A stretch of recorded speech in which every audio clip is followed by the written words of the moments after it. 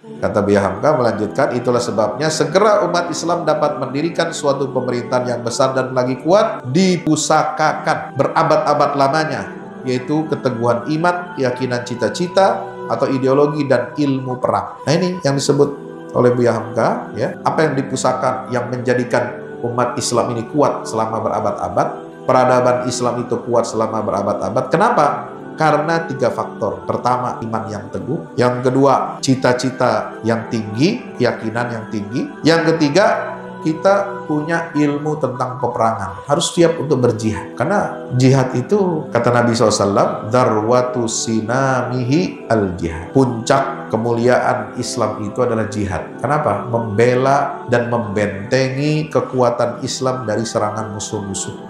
Maka itu Nabi SAW mengibaratkan, ya, pahala orang yang sepanjang malam, semalam suntuk dia nggak tidur untuk sholat malam qiyamul lail, kemudian orang itu puasa sepanjang siang harinya, itu belum sebanding pahalanya dengan orang yang ribat fisabilillah, yang tidak tidur karena untuk menjaga perbatasan agar tidak dijebol, diserang oleh musuh. Jadi meskipun ente sholat tahajud tiap malam, malam suntuk, besoknya puasa dari pagi sampai sore, itu pahalanya tidak bisa menandingi pahala mujahid yang enggak tidur di malam hari karena untuk apa? Waspada, siaga, mereka memanggul senjata, jangan sampai perbatasan umat Islam itu diterobos dan dimasuki oleh musuh.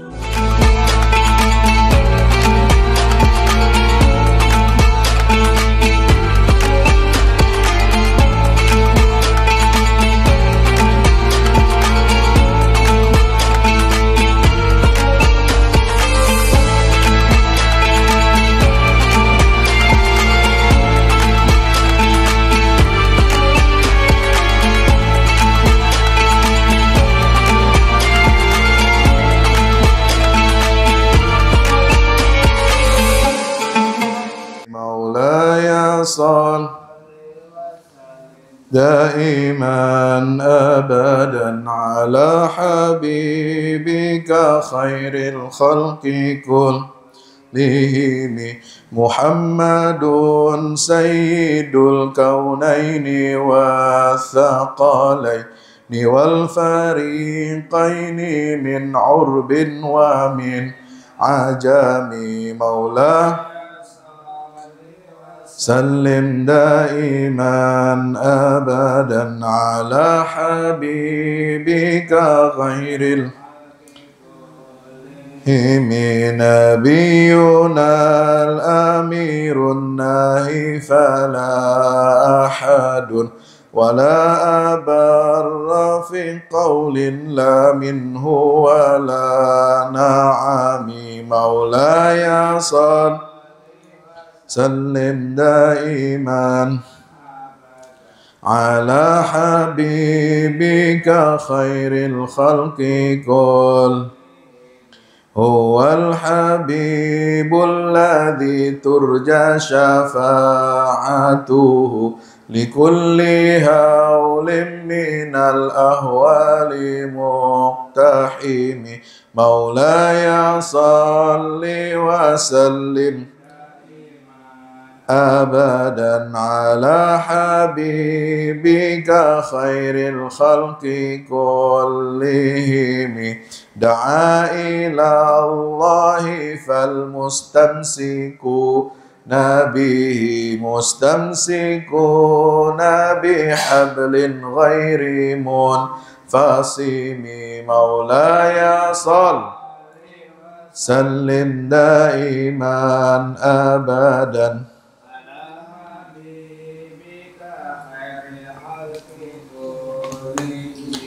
فوق النبيين في خلق وفي خلق ولم يدانوه في علم ولا كرم مولاي صل سلم دائما أبدا على حبيبك خير الخلق كل وكلهم من رسول الله ملتسم غرفا من البحر أو رشفا من الديام مولاي صل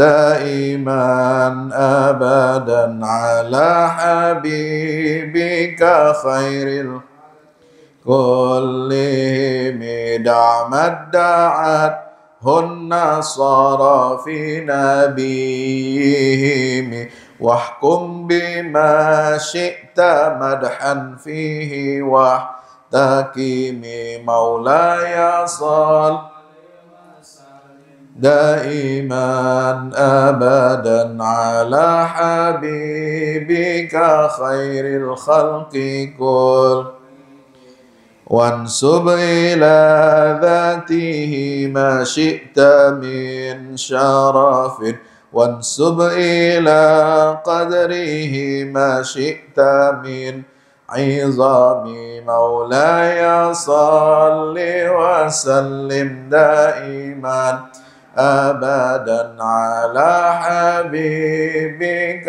خير لهم فإن فضل رسول الله ليس له حد فيعرب عنه ناطق بفم مولاي صل وسلم أبدا على حبيبك خير الخلق كلهم فمبلغ العلم فيه أنه بشر وأنه خير خلق الله كلهم مولاي صل وسلم أبدا على حبيبك خير الخلق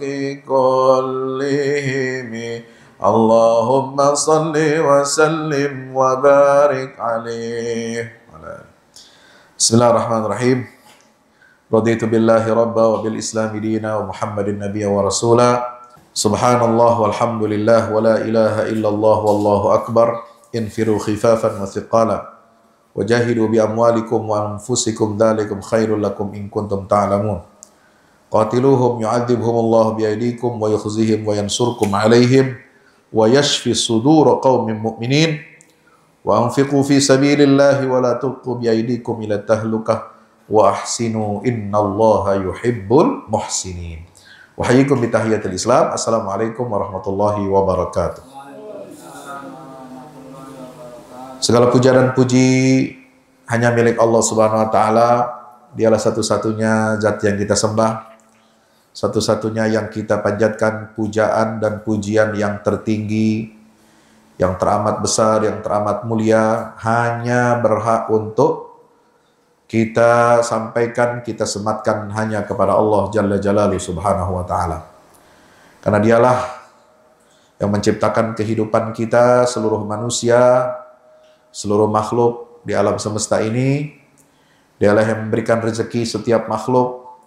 Dialah yang mengatur kehidupan semua makhluk. Tidak ada rezeki yang kekurangan yang diterima oleh makhluknya. Semua mendapatkan porsinya. Semua mendapatkan rahmat karunia dari Allah Subhanahu wa ta'ala. Dialah yang memperjalankan siang dan malam, memperjalankan matahari, bulan, sehingga kita dapat beraktivitas hari demi hari, bulan demi bulan, tahun dan demi tahun. Mudah-mudahan semakin banyak nikmat yang kita rasakan, semakin kita bertambah syukur kepada Allah Subhanahu wa ta'ala. Mudah-mudahan Allah terima semua amal ibadah kita, dan Allah bimbing kita ke jalan yang lurus, dan mudah-mudahan di akhir hayat kita mendapatkan husnul khatimah. Amin ya rabbal alamin. Mari kita bersalawat salam kepada junjungan kita baginda Rasulullah Muhammad sallallahu alaihi wasallam serta seluruh keluarga, para sahabatnya, mudah-mudahan tercurah limpahkan untuk kita semua pengikutnya hingga akhir zaman. Allahumma salli wa sallim wa barik alaihi wa ala alihi wa ashabihi wa man tabi'ahum bi ihsan ila yaumil amma ba'd. Saudaraku, hadirin hadirat yang dimuliakan Allah, jamaah Majelis Ta'lim Al-Fahmu yang insya Allah mudah-mudahan kita semua diberikan kefahaman ya tentang ilmu agama Islam sehingga kita dapat melaksanakannya, menjalankan kehidupan dalam sehari-hari kita.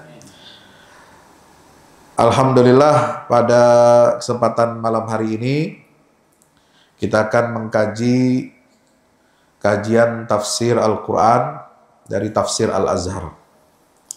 Ya, jilid 1, tafsir yang ditulis oleh ulama besar Indonesia, yaitu Allahyarham Profesor Dr.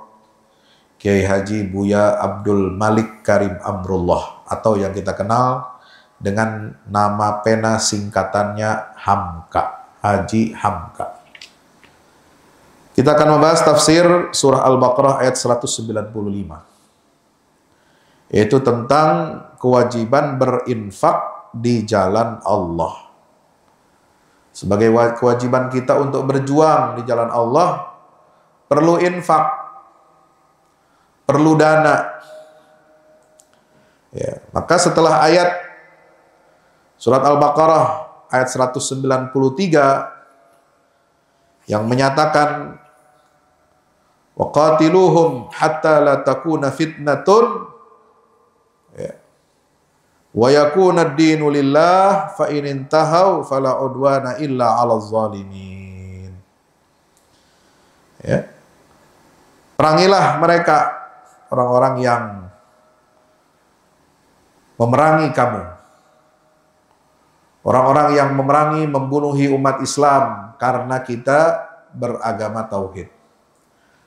Perangilah mereka yang mengusir kalian umat Islam dari tanah kelahiran kamu, dari tanah air kamu. Perangilah mereka yang memusuhi agama Allah dan Rasulnya SAW. Kenapa? Apa tujuannya? Supaya tidak ada fitnah lagi. Hatta la takuna fitnah. Wa yakuna ad-dinu lillah.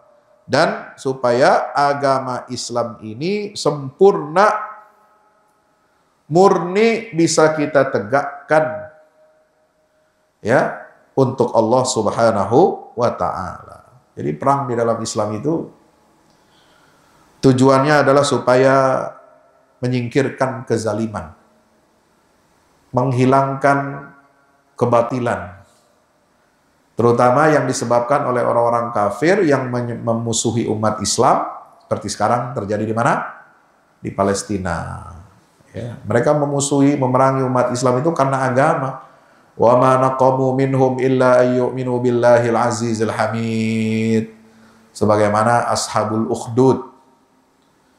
Ya, dulu diperangi, dibunuhi, dibantai oleh raja yang zalim, dimasukkan ke dalam parit, dibakar hidup-hidup. Kenapa? Karena orang kafir itu membenci orang-orang beriman. Tidak lain mereka melakukan perbuatan kriminal itu disebabkan karena kita beriman kepada Allah Subhanahu wa ta'ala. Jadi jangan dikira orang kalau beriman itu tenang-tenang aja.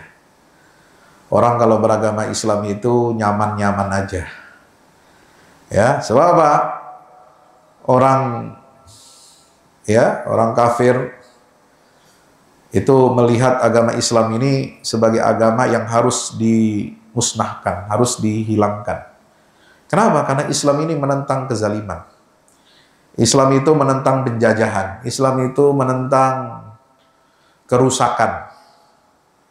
Ya, selama masih ada agama Islam, selama masih ada orang-orang Islam yang istiqomah, maka mereka pasti akan apa? Memerangi Islam dan kaum muslimin. Karena dianggapnya apa? Islam ini sebagai penghalang dari ambisi-ambisi jahatnya mereka. Maka di dalam Al-Quran itu ada syariat jihad. Ya, yang dulu nggak ada Allah wahyukan kepada Nabi Musa, tidak ada diwahyukan kepada Nabi Isa. Ya, jadi Nabi Muhammad ini lengkap, paket komplit.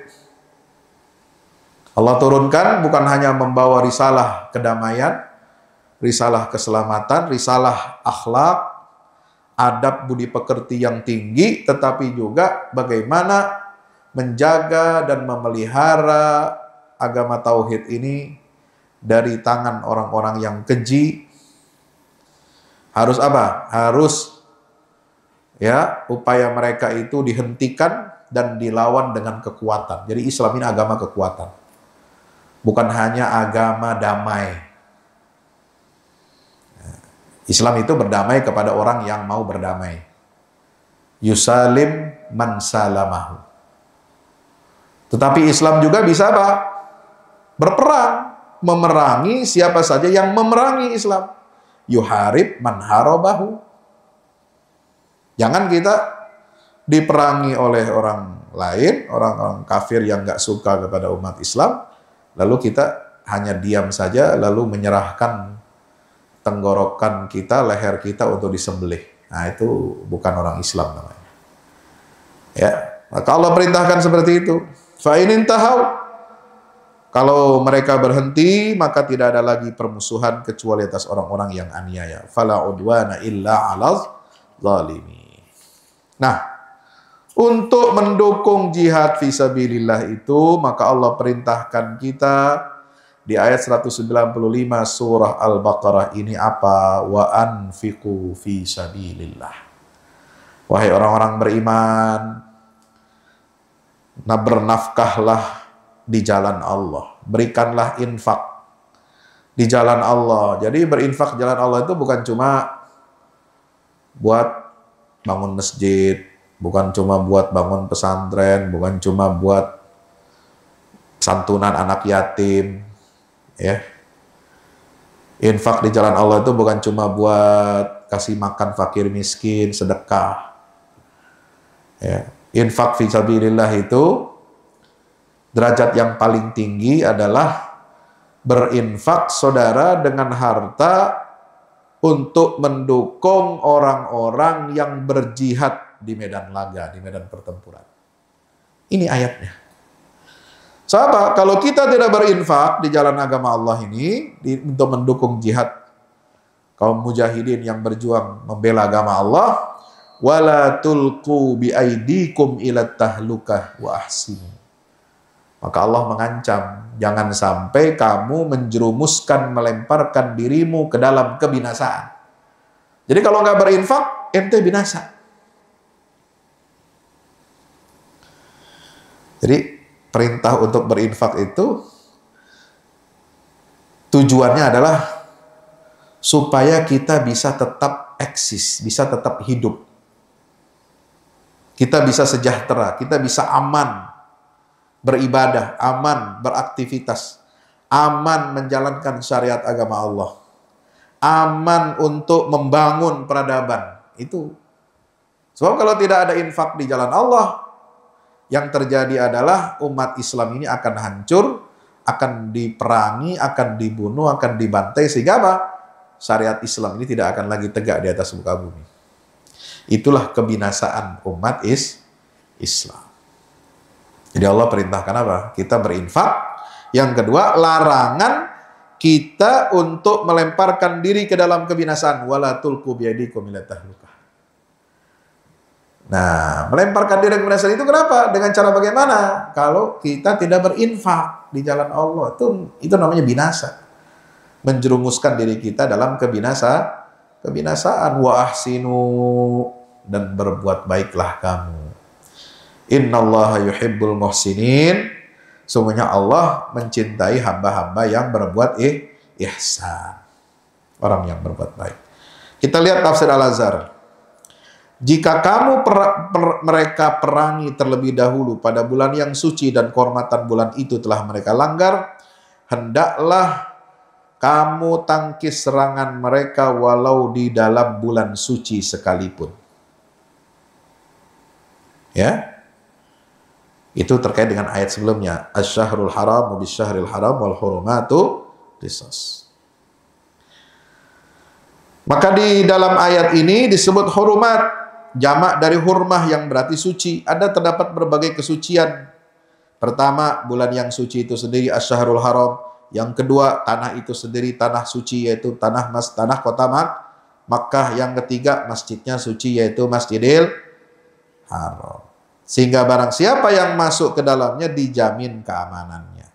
Yang keempat, mengerjakan haji dan umrah itu sendiri, ya, sehingga pakaian yang kita pakai di waktu itu diberi nama pakaian ihram, berarti bahwa saat itu kita sedang mengerjakan ibadah yang suci.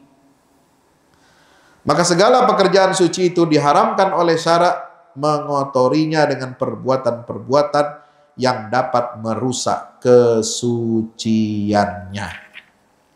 Jadi kenapa nggak boleh perang di bulan haram, di bulan mulia? Kenapa nggak boleh perang di tanah yang mulia, tanah suci Makkah? Ya, kenapa nggak boleh perang di saat orang musim melaksanakan ibadah haji? Nggak boleh perang di dalam Masjidil Haram, karena itu tempat dan waktu-waktu yang suci nggak boleh dikotori. Tapi betapapun sucinya, nah ini kata Buya Hamka, semua suasana itu kalau sekiranya kamu diserang terlebih dahulu, kamu wajib mengambil kisosnya. Yaitu apa? Kisos itu membalas perbuatan orang lain dengan membalas perbuatan orang lain dengan balasan yang setimpal. Kalau kita pukul, maka mesti kita balas dengan pukulan. Hantam, lawan dengan hantam. Ya. Maka lanjutan ayat itu menegaskan apa? Barang siapa faman i'tada ba'da dzalika, ya, faman i'tada alaikum fa'tadu alaihi bimithli ma i'tada alaikum. Siapa yang melanggar kepada kamu, hendaklah langgar pula atasnya. Jadi kalau orang melakukan agresi, melakukan udwan, maka kita harus balas agresi itu yang setimpal, bimithli ma i'tada alaikum. Ya, Bapak Ibu yang dirahmati Allah Subhanahu wa taala. Ya, di sini dijelaskan, ya, oleh karena menghadapi peperangan, ya, wa anfiqu fi sabilillah.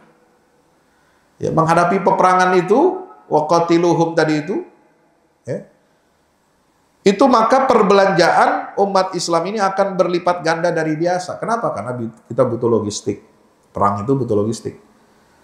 Orang perang, mujahidin, berbulan-bulan, ya, meninggalkan rumahnya, meninggalkan keluarganya, yang biasanya makan dia di rumah masing-masing, itu makannya nanti pindah ke medan-medan pertempuran, di tenda-tenda, dan itu harus dinafkahi oleh siapa? Oleh negara.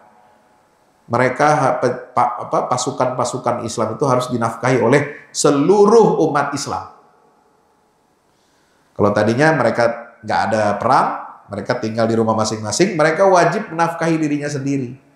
Tapi ketika mereka berjihad, memenuhi panggilan jihad untuk membela agama dan negara, maka negara dan umat Islam itulah yang wajib menafkahi makan, minum, dan semua keperluan para mujahidin. Maka belanja, ya, itu akan meningkat.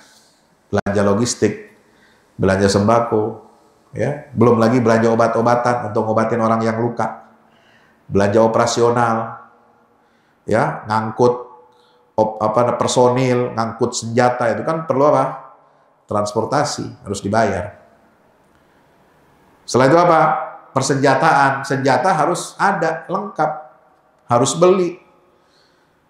Kalau tidak mampu beli, harus memproduksi sendiri. Memproduksi senjata itu juga perlu apa?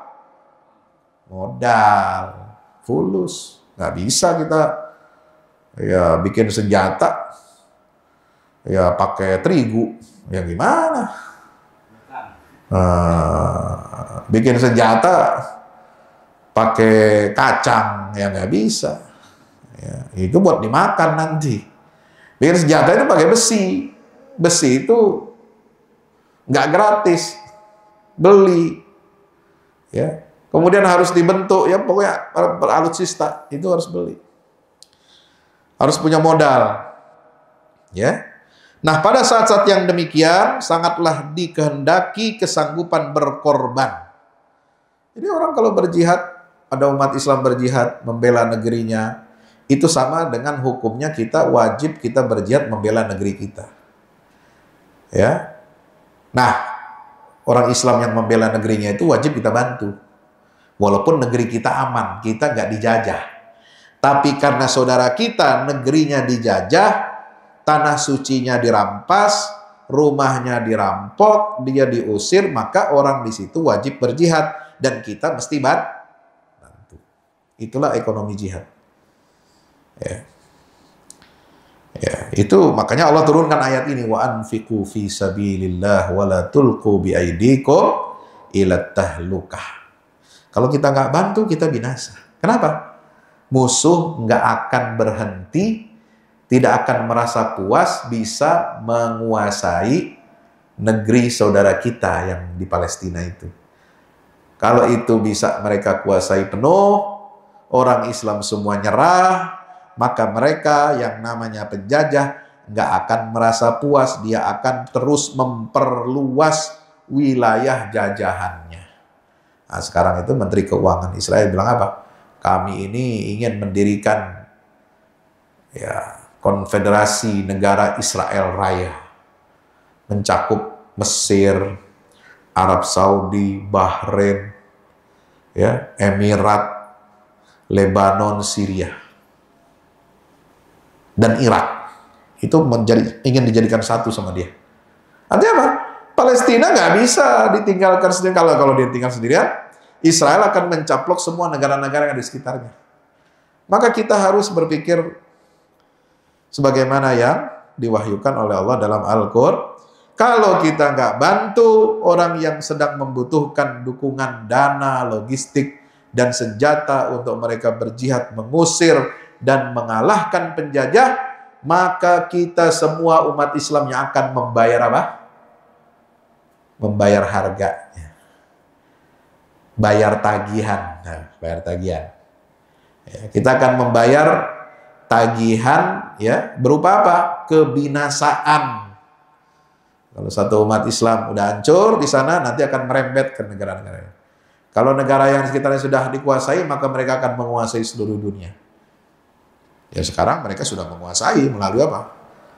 Melalui perdagangan, melalui bisnis, melalui finansial, hutang, jeratan hutang-hutang itu kan yang bikin lembaga finansial Yahudi, perbankan dunia, itu jerat untuk apa? Mengendalikan negara-negara Muslim. Membuat miskin kita tidak berdaya. Yang kaya, yang punya sumber daya alam juga dibikin tidak berdaya.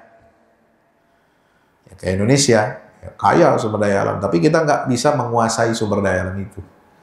Semua dari kapling-kapling, diberikan konsesi kepada asing. Dengan kompensasi apa? Mereka investasi, mereka bayar royalti, mereka bayar pajak dan lain sebagainya, dianggap selesai, tapi hasil itu nggak netes ke rakyat Indonesia. Kenapa? Dikorupsi sama elitnya. Rakyatnya mah tetap miskin. Padahal di bumi Indonesia ini, di atas tanahnya itu menghasilkan minyak sawit. Itu kan dari pohon sawit. Itu di atas tanah. Dan di bawah tanah, di dalam perut buminya, juga ada minyak. Jadi kita di double, atas bawah itu ada sumber daya alamnya. Ada batu baranya, ada nikelnya, ada macam-macamnya. Bahkan ada emas. Nah, perbelanjaan di waktu perang berlipat ganda daripada berbelanja di waktu damai. Ini dalam tafsir Hamka sebelum itu. Kalau damai kan kita masing-masing sendiri. Nggak ada resiko kematian, nggak ada resiko kehancuran fisik, infrastruktur seperti di Gaza itu hancur. 60% infrastruktur, 70% hancur. Rumah-rumah, sekolah, rumah sakit, fasilitas umum, rumah ibadah, gereja, semua. Tanpa kecuali. Kampus-kampus, sekolah-sekolah habis. Itu kan kerugian. Kita akan membangun lagi. Belum rugi nyawa, belum rugi sumber daya manusia, sumber daya ini macam-macam. maka belanja di waktu perang itu akan berlipat ganda dibanding belanja di waktu apalagi perang di dalam menegakkan jalan Allah. Maka Allah meminta pengorbanan harta dan jiwa. Wa anfiqu fi sabilillah wala tulqu biaidikum ila tahlukah. Jangan kamu lemparkan diri kamu ke dalam kebinasaan. Jadi melemparkan diri dalam kebinasaan itu bagaimana? Karena bakhil. Takut mengeluarkan uang, takut kita jadi miskin karena berinfak. Padahal infak itu untuk mendorong kemajuan umat, melindungi aset umat, ya, mengusir penjajah yang menghisap darah rakyat negara-negara yang dijajah oleh mereka. Ya, nah kalau kita bakhil, takut mengeluarkan uang, malas berkorban, nah itu sama aja kita menjatuhkan diri dalam kebinasaan. Kenapa kata Buya Hamka? Malas berkorban menyebabkan musuh bisa leluasa. Perang itu meminta perlengkapan senjata dan perbekalan makanan. Seluruh masyarakat wajib untuk bersiap susah. Nah, itu. Jadi kita harus siap-siap susah kalau perang itu mencapai kemenangan. Ya, termasuk kita wajib membantu saudara kita di yang lain, di negara lain yang sedang mengalami penjajahan. Kelalaian artinya adalah kebinasaan at-tahlukah. Yang kedua, apabila perang hendak dihadapi, wajiblah dipelajari segala siasat perang. Bagaimana penyerbuan, pertahanan, pengepungan, dan penaklukan musuh. Ini kata Hamka. Di antaranya ialah tunduk dan patuh kepada pimpinan komando, semangat yang berkobar-kobar. Padahal ilmu perang tidak dikuasai atau tidak ada kesatuan komando, bertindak sendiri-sendiri, itu juga melemparkan diri dalam kebinasaan. Ya. Jadi makna kebinasaan ini luas.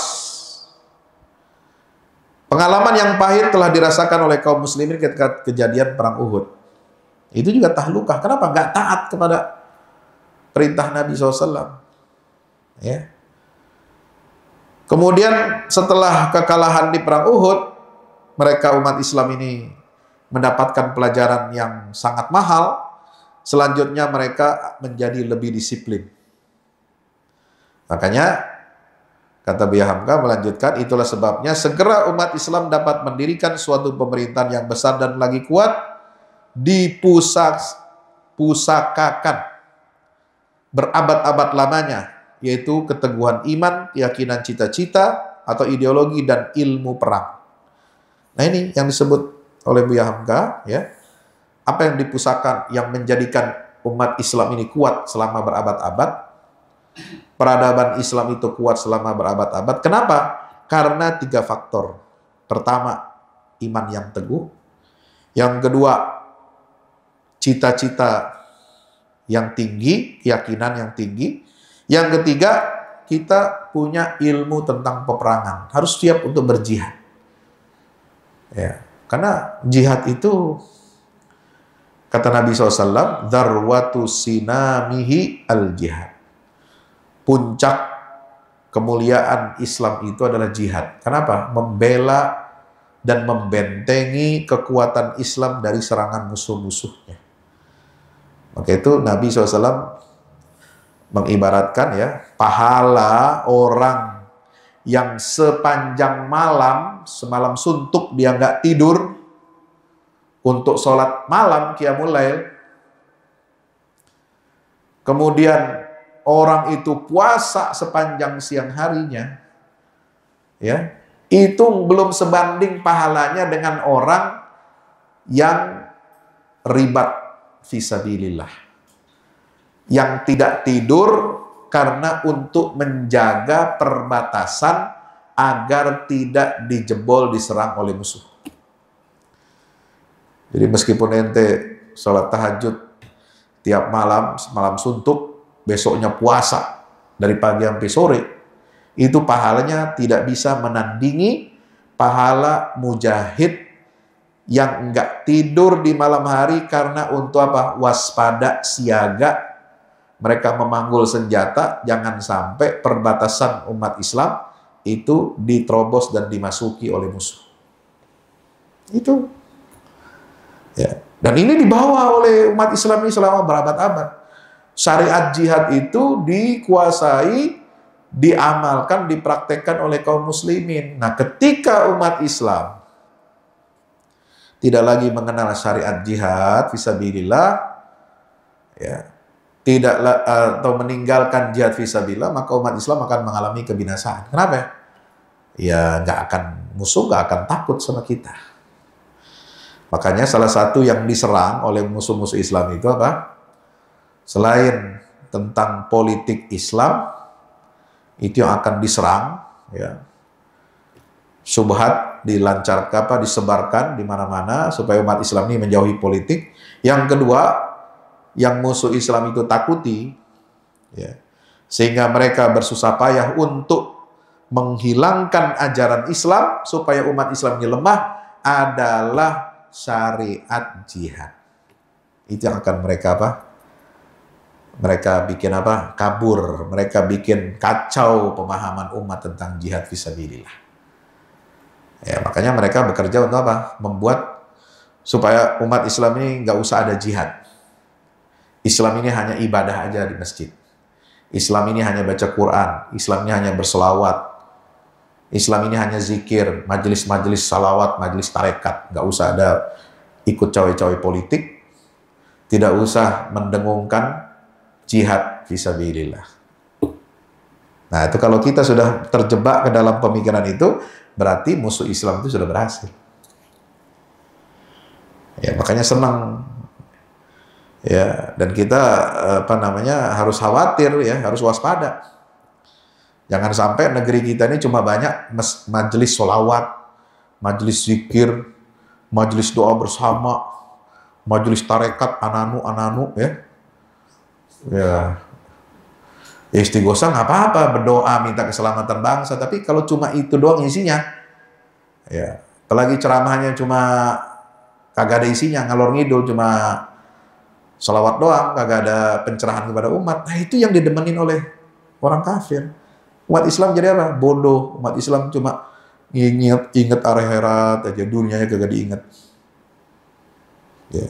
Itu yang diinginkan oleh mereka. Maka kita umat Islam seimbang, zikir jalan, sholawat jalan, ya, majelis ilmu jalan, tabligh akbar jalan, tapi isinya kita harus terus-menerus ingatkan umat ini untuk perhatian kepada apa? Masalah politik Islam, masalah ekonomi, perjuangan umat Islam pemberdayaan ekonomi, ya, dan supaya umat Islam ini memiliki ruhul jihad, semangat untuk berjihad di jalan Allah Subhanahu wa ta'ala. Ya, nah ini. Jadi meskipun 300 tahun yang terakhir ini tulis Hamka nih ya. Jadi Hamka menghitung kelemahan umat Islam ini baru ada 300 tahun terakhir. Hamka itu kan meninggal tahun 81, berarti dia menghitungnya dari sekitar tahun 1700-an akhir. Ya. Karena memang pemikiran Islam, rusaknya syariat Islam itu digerogoti oleh paham sekularisme dari barat yang lahir pada yang puncak abad penyebaran sekularisme yang melemahkan ajaran Islam ini itu akhir abad 18. Dengan apa? Revolusi Prancis. Yang mengajarkan apa? Demokrasi, hak asasi manusia, persaudaraan kemanusiaan, kesetaraan, dan lain sebagainya, kebebasan. Nah, itu yang disebarkan ke dunia Islam, sehingga umat Islam mengganti sistem politiknya dengan yang sekuler. Nah, itu umat Islam lemah dimulai pada masa 300 tahun belakangan. Ketika revolusi Prancis dimulai dan itu disebarkan nilai-nilai revolusi itu ke dunia Islam. Apa yang menyebabkan itu? Kekuatan umat Islam pecah sampai negeri-negerinya terjajah. Itu mulai masuk abad 19, ya kan. Indonesia dulu nggak bisa dikuasai oleh VOC. VOC hanya dia menguasai jalur perdagangan. Dia menaklukkan kerajaan-kerajaan Nusantara supaya tidak atau supaya tunduk kepada syarat penjajah. Tetapi yang berkuasa pada waktu itu masih raja-raja, sultan-sultan muslim. Ya, cuma kalau umat Islam mau berbisnis, berdagang, rempah-rempah, itu harus tunduk ikut syarat VOC. Kalau enggak, ente akan dibedil sama VOC. Jalur pelayaran harus tunduk kepada syarat mereka. Tapi yang berkuasa umat Islam ini siapa? Raja-raja dan sultan. Tapi baru tahun 1800-an, Indonesia ini dikuasai, ya setelah VOC bangkrut, Indonesia ini dikuasai oleh siapa? Kerajaan Hindia Belanda. Nah, mulailah perang di Nusantara ini, ya, itu upaya untuk menaklukkan dan menjajah seluruh wilayah tanah air kita itu dimulai pada abad 19. Ya, persisnya pasca perang di Ponorogo, perang Jawa tahun 1825 sampai 1830. Ya. Nah, dari situlah negeri-negeri Islam itu banyak yang terjajah, ya, di Timur Tengah, ya, mulai rontok wilayah-wilayah kekuasaan Ottoman Utsmaniyah itu mulai sedikit demi sedikit diambil oleh Rusia. Ya, Ottoman itu kalah dalam perang Balkan melawan Kekaisaran Rusia abad 19. Maka banyak negara-negara Balkan yang merdeka dari Ottoman dan ikut penjajah Rusia. Ya, itu mereka memisahkan diri. Afrika Utara mulai lepas, Tunisia, Maroko, Aljazair, Libya dijajah oleh Prancis dan Italia. Nah, terus sampai Inggris menguasai Mesir, turun melakukan ekspedisi militer di Mesir. Ya, sehingga kerajaan Mesir itu tunduk mengikat perjanjian dengan Imperium Inggris Raya, ya. Perjanjian dagang dan sebagainya. Nah, lalu kemudian setelah Perang Dunia ke-1, Kekaisaran Ottoman itu runtuh. Dan semua wilayah-wilayah Islam yang ada di Timur Tengah terbagi menjadi negara-negara bangsa, nation state. Dari yang satu wilayah kekuasaan Islam terpecah di Timur Tengah menjadi 21 negara Arab yang bergabung dalam organisasi Liga Arab. Nah, itu kepecah-pecah. Dan mereka dijajah oleh bangsa asing.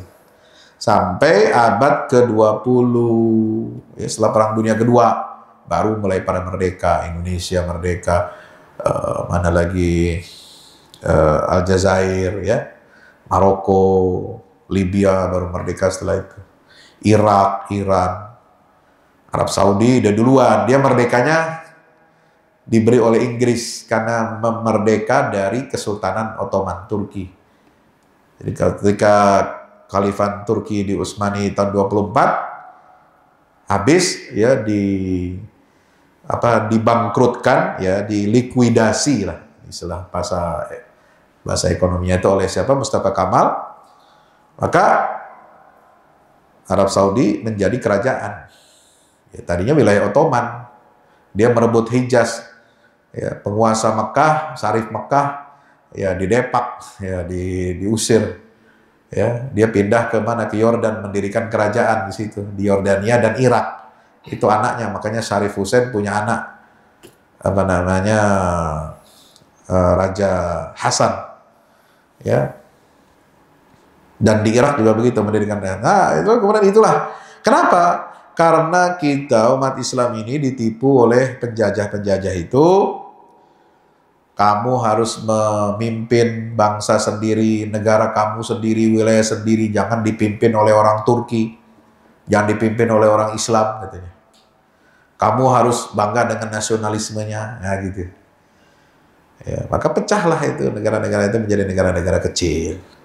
Nah, alhamdulillah Indonesia nggak seperti itu. Indonesia justru dari negara-negara kecil, kerajaan-kerajaan kecil, justru bersatu menjadi besar, menjadi Indonesia ini. Ya, jadi apa yang dikehendaki oleh penjajah Belanda untuk memecah belah Indonesia, seperti di Timur Tengah, ada negara Jawa, ada negara Madura, ada negara Kalimantan, ada negara Sulawesi, ada negara Sumatera Utara, ada negara Sumatera bagian selatan, ya. Itu apa? Itu sebenarnya proyek mereka untuk memecah belah Indonesia seperti Timur Tengah. Supaya berdiri negara berdasarkan kesukuan, berdasarkan etnis.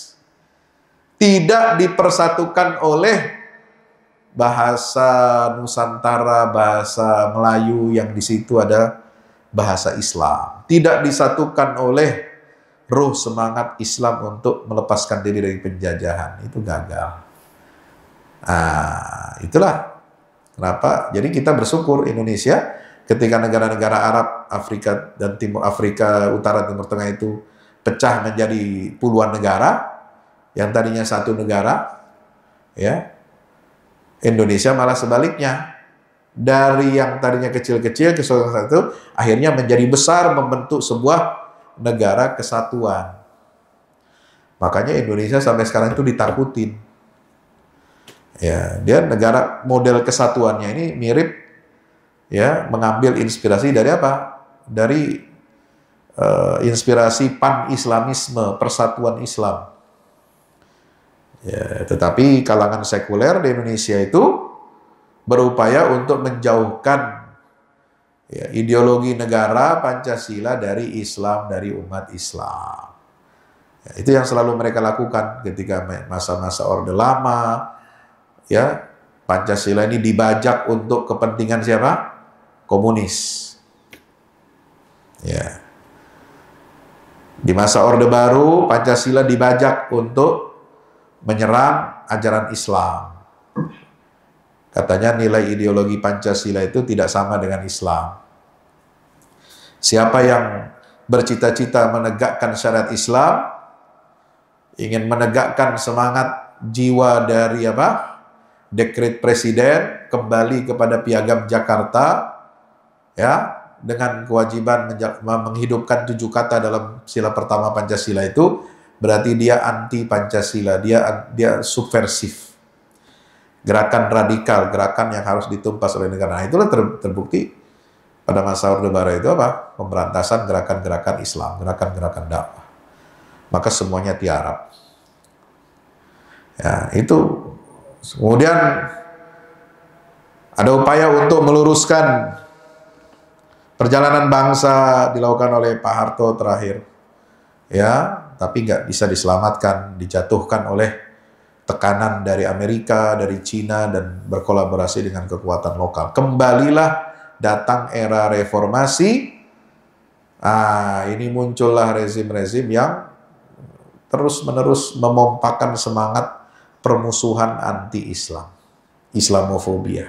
Walaupun orangnya Muslim, walaupun agamanya Islam, ya, walaupun negeri mayoritas beragama Islam, tapi kebijakan-kebijakannya banyak yang melukai, ya, perasaan umat Islam. Itulah yang jadi kemarin-kemarin. Nah, mudah-mudahan ada perubahan nanti sekarang ini, ya, supaya kita bisa terus berjuang li'ila'i kalimatillah di bumi Nusantara, Sisa kebenaran ajaran Islam, kata Buya Hamka, sebagai modal pertama dan utama masih tinggal di dalam jiwa mereka. Jadi ini sudah terjajah, tapi tinggal apa? Yang tersisa itu apa? Cuma kebenaran ajaran Islam aja. Yang lain-lain, politik Islamnya udah pecah, udah hancur. Ekonomi Islamnya udah hancur. Ya. Yang tersisa tinggal apa? Keyakinan umat tentang kebenaran ajaran Islam.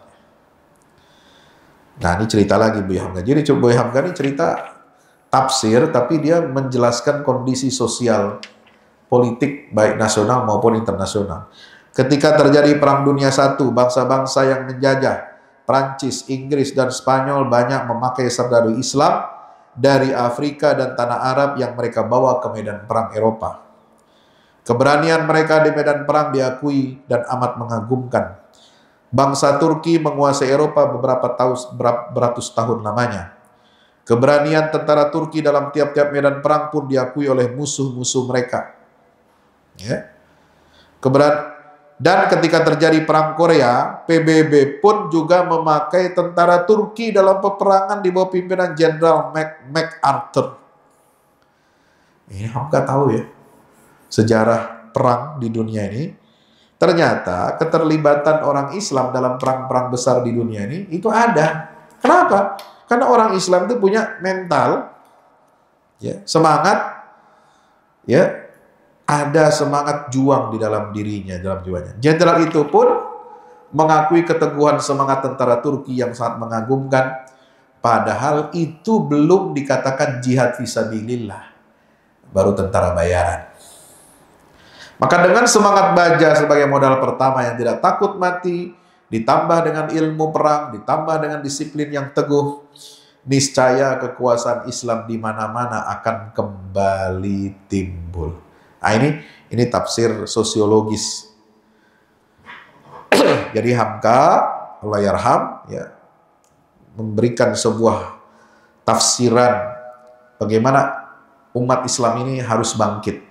Itu harus ada 3 faktor itu. Ya. Punya modal iman, punya modal ilmu perang, ditambah dengan kedisiplinan yang teguh. Teguh dengan cita-cita ideologi Islam.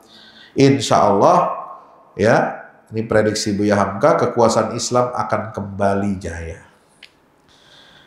Ketika terjadi revolusi kemerdekaan Indonesia, TNI itu di bawah pimpinan seorang jenderal muslim yang bersemangat baja, yaitu almarhum Jenderal Sudirman.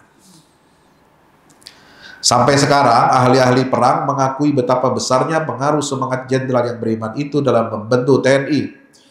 Di samping itu terdapat pula barisan Hizbullah yang mengagumkan. Jadi sebelum ada Hizbullah di Lebanon, Hizbullah di Indonesia sudah ada. Tahun 40-an, ya.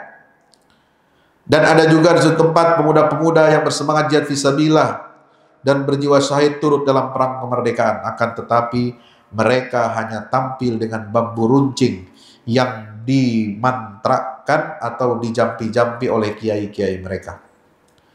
Kabarnya konon hampir 200 orang pemuda membawa bambu runcing menyerbu musuh berkekuatan besar. Disapu bersih sampai habis mati semua. Karena mereka tidak mempunyai perlengkapan perang yang seimbang dan tidak tunduk pada satu komando. Ya. Nah itu. Jadi meskipun demikian, buat waktu itu tidak juga pengorbanan itu sia-sia, sebab kemerdekaan bangsa itu pun menghendaki siraman darah mujahid sebanyak-banyaknya.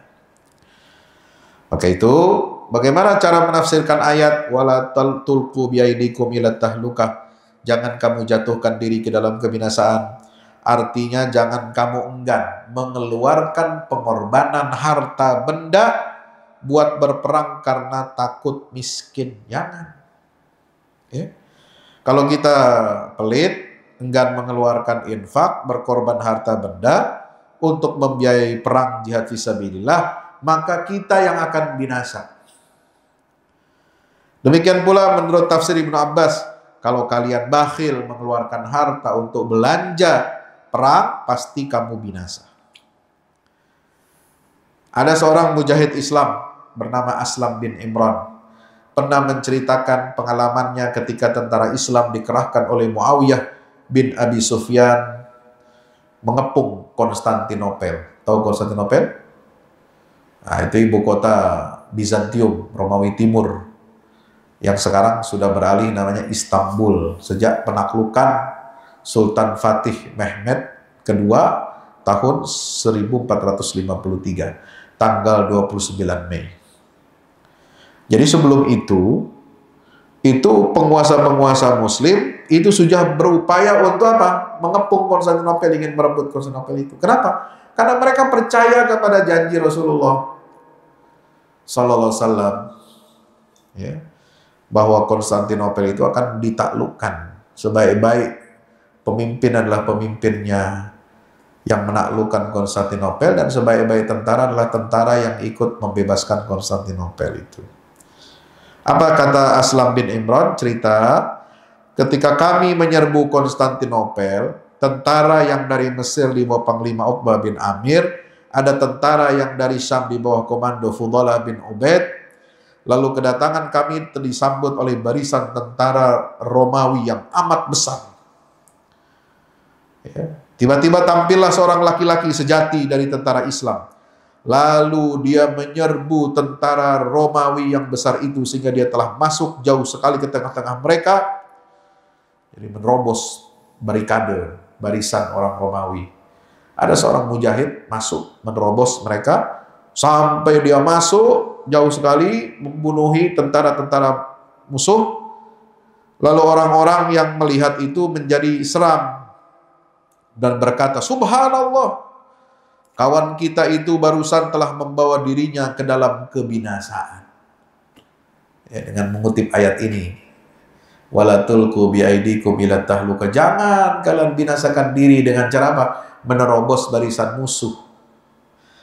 Maka mendengar ucapan itu, tampillah Abu Ayyub Al-Ansari. Siapa Abu Ayyub? Abu Ayyub itu yang mendapat kehormatan rumahnya itu jadi tempat transit Nabi ketika baru datang ke Madinah. Ya, Nabi nginap ya di Madinah itu di rumah Abu Ayyub karena beliau ingin membangun apa? Masjid Madinah. Sementara masjidnya lokasinya baru ditentukan, Nabi juga belum punya rumah. Dan rumahnya Nabi itu ya kamar yang ada di samping masjid, di samping mimbar. Nah, itu kan perlu dibangun. Maka selama dalam pembangunan itu beliau numpang di rumah seorang sahabat. Nah, yang dapat itu adalah Abu Ayyub Al-Ansari. Sahabat Abu Ayyub inilah yang kemudian mendapatkan berita dari baginda Rasulullah SAW ya tentang kemuliaan orang berjihad di lautan. Abu Ayyub inilah yang kemudian mendapatkan kabar gembira dari Rasulullah untuk ikut perang mengepung Konstantinopel, sehingga dia ketika ada kesempatan pertama untuk berjihad di Konstantinopel, dia ikut di masa siapa? Muawiyah bin Abi Sufyan sebagai khalifah. Ya, pasukan Islam waktu itu dipimpin oleh Panglima Yazid bin Muawiyah. Yazid itu putranya Muawiyah. Abu Ayyub sahabat Nabi berkata, "Wahai manusia sekalian, kalian salah menafsirkan ayat itu.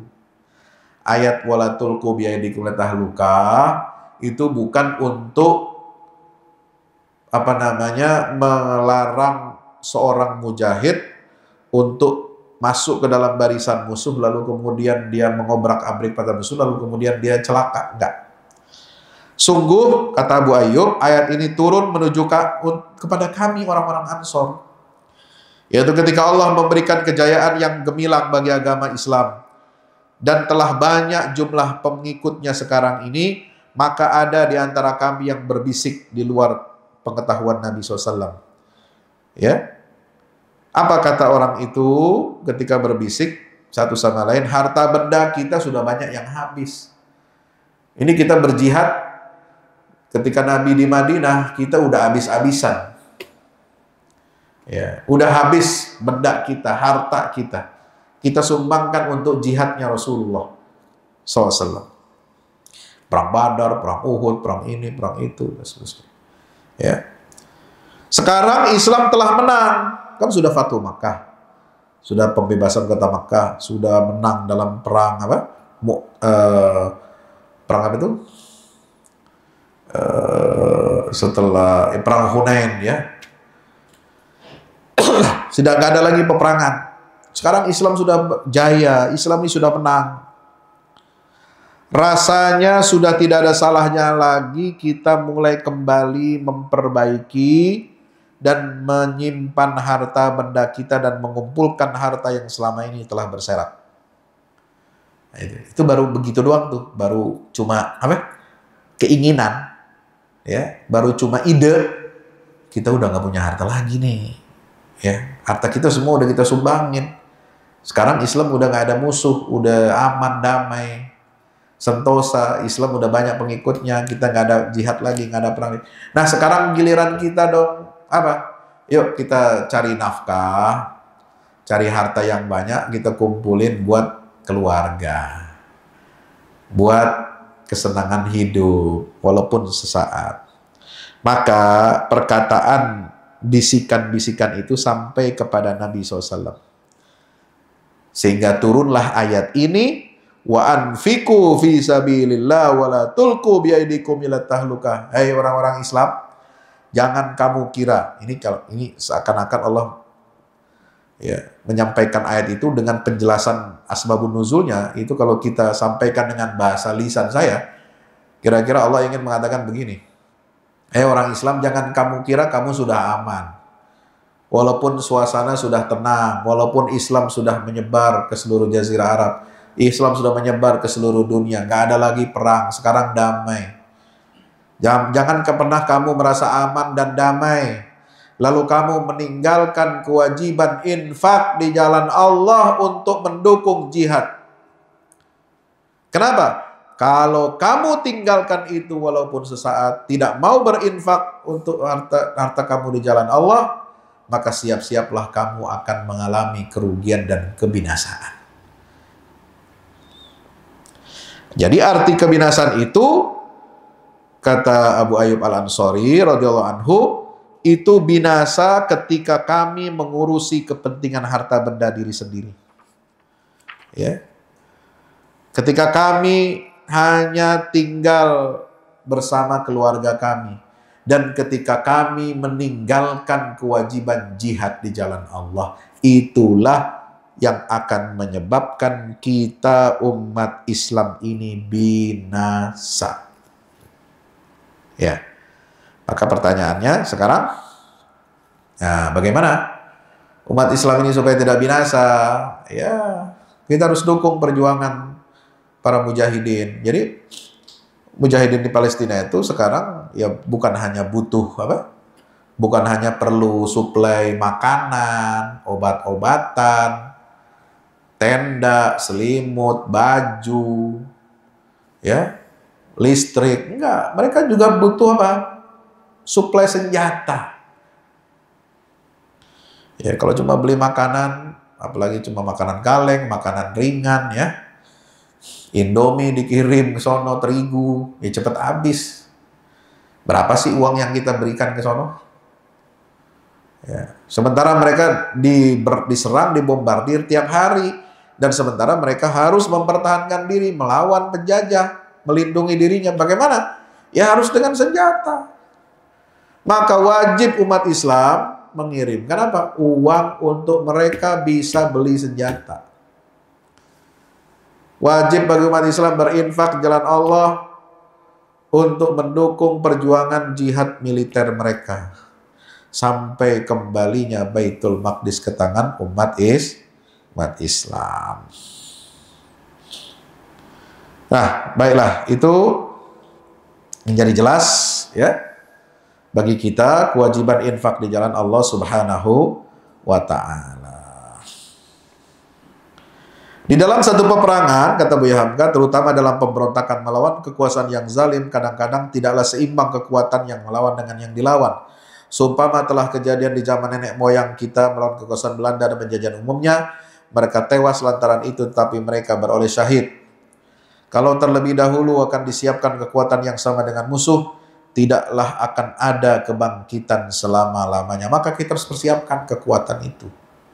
Kekuatan yang imbang dengan musuh kita, Zionis.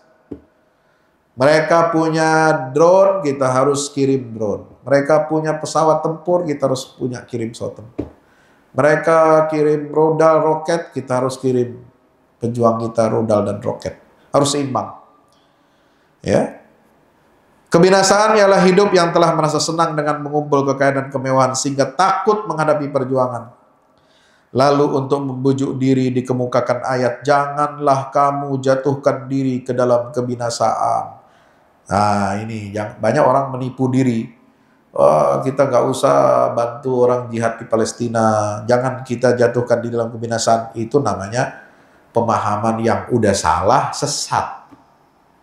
Dan bertentangan dengan maqasid syariah yang ditunjukkan oleh Allah dalam ayat ini, Al-Baqarah ayat 195. Padahal mati dalam perjuangan yang memperjuangkan keyakinan bukan kebinasaan. Kebinasaan itu ketika Anda takut menghadapi mati karena diri Anda telah diperbudak oleh harta benda. Ulama ulama-ulama jahat yang menjadi kaki tangan penjajah, kerap kali mempergunakan ayat ini dengan salah. Memberi fatwa kepada umat yang memberontak melawan penjajah dengan memakai ayat ini. Ya kan? Ada tuh sebagian ulama yang begitu. Jangan kamu berontak lawan penjajah, karena itu akan membawa kamu pada kebinasaan. Bodoh. Berarti dia nggak ngerti ayat Quran, nggak ngerti asbabun nuzul. Jangan kamu bantu orang Palestina berjihad melukai tentara Israel. Ya, jangan kamu bantu dengan harta mereka karena mereka sudah dapat bantuan dari Iran, katanya. Nggak boleh kita berkoalisi, berkolaborasi dengan Syiah, haram. Ya, lalu kita jangan bantu harta lah. Kalau begitu yang membantu cuma Syiah, nah itu bahaya. Ini cara-cara mereka, orang-orang munafik, untuk menyurutkan semangat perjuangan umat Islam. Ya. Jangan kamu berontak melawan penjajah dengan pakai ayat ini, itu salah. Ayat itu untuk kehidupan dan mati syahid. Tapi mereka jadikan sebagai alat untuk mematikan semangat dan meratakan jalan bagi para penjajah. Nah, ini bahaya. Ini banyak kejadian di zaman-zaman dahulu, penjajahan dahulu.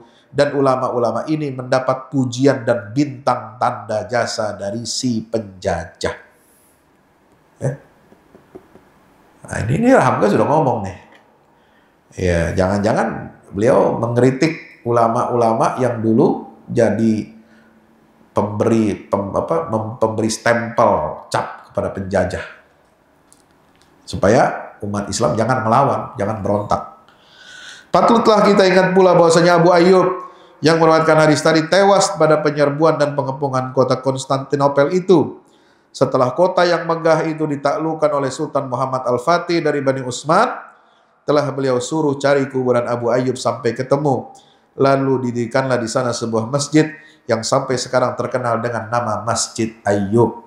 Di sanalah khalifah-khalifah Bani Utsman dilantik menjadi raja ketika naik tahta dengan diserahkan kepadanya pedang pusaka Nabi dan burdah beliau. Subhanallah. Ini jadi Buya Hamka ini cerita tentang sejarah. Itu tujuannya apa? Untuk memperjelas makna ayat. Demikian. Mudah-mudahan bermanfaat. Aku qouli hadza astaghfirullah li wa lakum.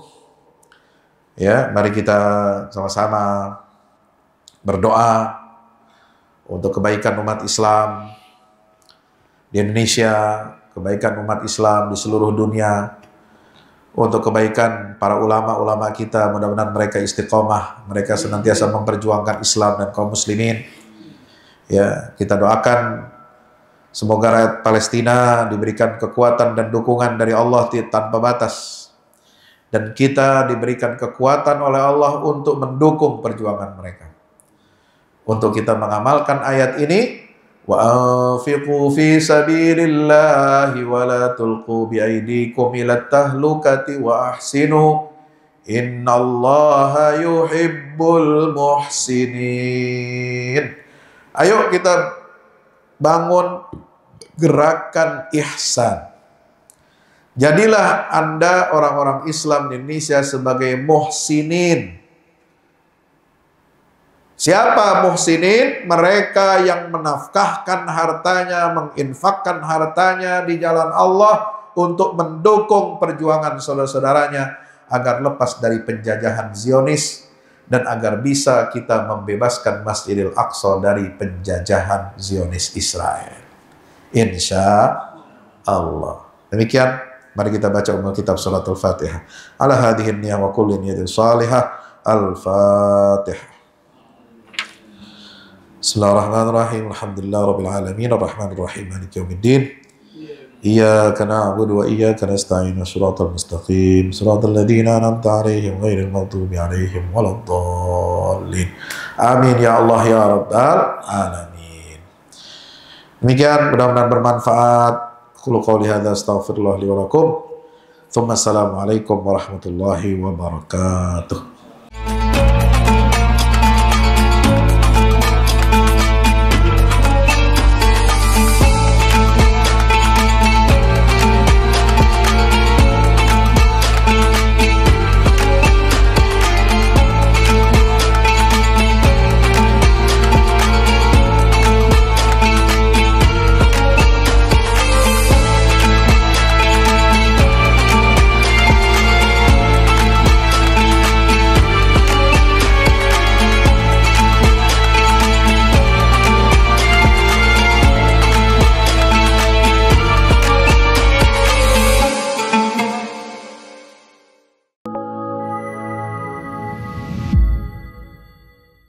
Yang terbaru dari Ustadz Fahmi Salim, buku Runtuhkan Zionis Rebut Baitul Maqdis, buku yang siap membuka cakrawala pikiran dan batin sahabat, sudah bisa dipesan sekarang juga.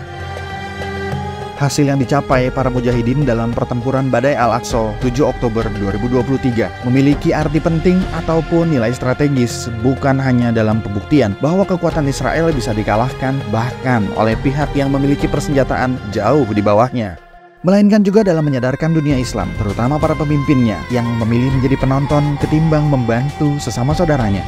Buku ini adalah salah satu bentuk dukungan dan ikhtiar dengan niat berjuang bersama-sama dengan mujahid Palestina. Tak sekedar memberikan informasi, membeberkan fakta atau data kepada halayak di Indonesia. Buku ini juga hadir untuk meluruskan tudingan bahkan fitnah terhadap para pejuang di sana. Betapapun kita berada jauh dari Al-Quds, melalui buku ini kita akan dapatkan bagaimana kita bisa memperoleh pahala yang sebanding dengan para pejuang di garda terdepan di negeri perlawanan Palestina. Dapatkan buku Runtuhkan Zionis Rebut Baitul Maqdis segera.